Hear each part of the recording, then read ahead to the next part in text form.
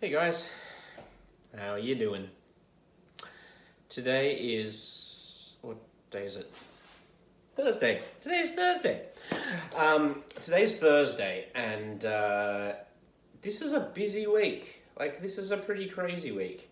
Obviously, I'm not going anywhere, but because this is the week that Funny Kid Peking Duck comes out, I've been doing lots of interviews on the radio. I just did an interview with a radio station in New Zealand, which was really cool. And I've been getting emails from people who were listening to it, so that's really nice. So, so I've been doing lots of that sort of stuff. I've been doing some Facebook Live stuff for different bookstores. So Harry Hartog the other day, possibly one for another one. I won't say that because it's not totally locked in yet. And so I'm doing that kind of stuff at the moment. And in and around that, I'm finishing off writing Funny Kid Belly Flop. Okay, so I mentioned the other day that I had a really good kind of writing day, and I finished doing the dialogue, and so now I'm doing this kind of sweep back through as I write all around the dialogue. So I write in the story around it. So you know how when I do my drawings with you guys, I often sketch in the shapes first, and then I come over the top with the pen, kind of getting all the lines in. And then I come over the top with a marker. So it comes in layers, right? Well, that's how I write too. And so at the moment, I'm doing the final layer. And one of the great things is, I don't know if you saw the video I did, the Minecraft one, right? The Minecraft drawing. So like I draw the shape in and then I go, actually, I think that head is a bit taller than that. So when I come in with the next layer, I can fix things over the top of the layer beneath it. So that's what I'm doing in my writing. So it's almost like doing multiple drafts, except I'm not just working over and over and over the same bit. I'm kind of adding a new layer, and as I add a new layer, sometimes I notice things that are wrong with the previous layer.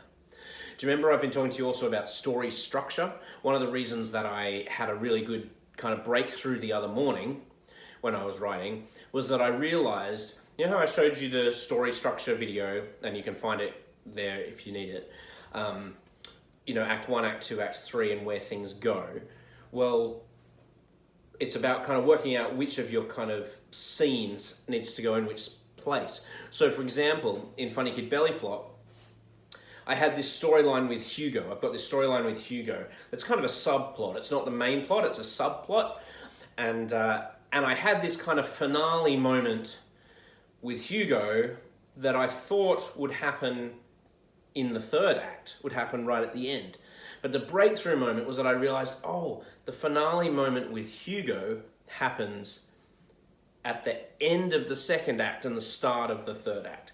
So it is part of what helps Max in the main plot kind of resolve a problem and move forward in the third act. And my problem was, the reason it wasn't quite fitting together was I had in my mind that resolution wouldn't happen until right at the end of the story. But actually I needed it to happen earlier, and that helped that third act feel like it had a lot more punch. And often you don't work that out until you're actually kind of writing it. So right now I am going through and I am putting in, I'm writing all around the dialogue. So if I come down here, this is where you can see it's still in script form. It's like T, which is Tyson, and dialogue, P, Pip, dialogue. And instead what I'm going through now is I'm going in and writing all of Max's thoughts around it.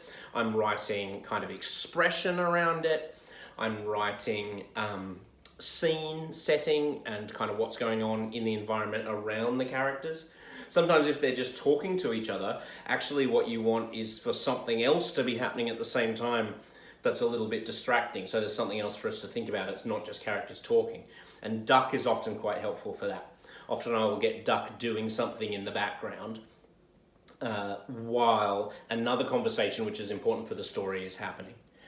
So that's kind of what I'm doing at the moment, and I can move through that really, really fast because one of the things we talk about when we talk about writing is we talk about show, don't tell.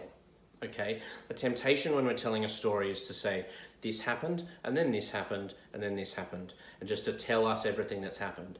Whereas actually what you want to do is you want to take the reader into the moment, and they need to feel like they're watching it happen. So I don't want to tell you that Max is angry. I want to show you what Max says. And there's no way that you could read that and not know that Max was angry. Okay, that's much more interesting for you as a reader than it is for me to go, and Max was feeling angry. Now, one of the great things that I find about doing the dialogue first, and I don't know any other writer that does this, by the way, many might, but I don't know.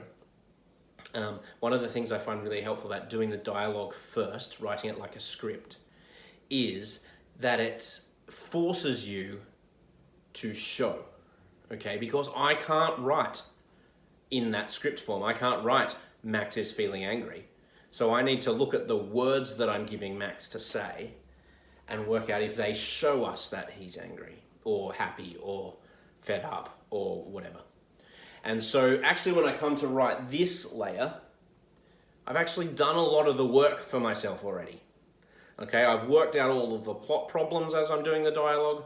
I've shown what's happening instead of having to tell you what's happening.